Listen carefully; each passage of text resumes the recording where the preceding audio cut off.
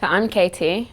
I'm the Streetbase coordinator. Streetbase peer-to-peer engagement programme funded by the Mayor of London's Young Londoners Fund. Last summer, after the killing of George Floyd, we thought it was important to go out and speak to our young people about their experiences of police interaction, whether they're positive or negative, but also seeing how the Black Lives Matter movement has impacted young people in our borough. So we went out with a 10-question survey asking young people about the experiences of stop and search, if they had any, how Black Lives Matter impacted them, and then also the most important one was whether they had experiences of not if they were stopped and searched by police. And so we ended up engaging with just over 100 young people.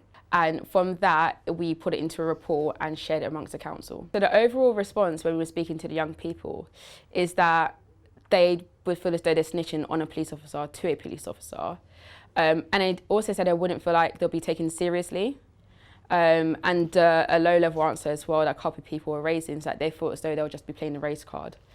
And so looking back at the stats, we found as though even if they had a negative experience, they would want to complain, which was 61% say they would complain. However, overwhelming 81% they wouldn't know how to complain. And I feel as though that's the stark difference there, is about supporting young people in the complaints process, starting it and seeing it to the end as well. So it's shared amongst our violence reduction partnership within Waltham Forest Council, where we saw police officers, members of the community part of it, and as naturally they were taken aback quite a bit by the young people's experiences, because the youngest person was 10 years old, with the oldest being, I believe, 26. And from the 10-year-old to the 26-year-old, they all had some sort of experiences. So from that, we had a meeting with Laura Butterworth, my manager Jane Brusicar, and the Borough Commander Ian Brown. And we went through the results, and we thought about, okay, we've got all of this piece of information, how can we go forward and effectively address it? And so the 5 recommendations were not in order. It was just an advocacy service, because young people were saying that they don't know how to complain, and even if they would, they feel like they're snitching on a police officer to a police officer, even though we know IOPC is different, but they don't see it that way. The second one was training, so training police officers in how to engage with young people.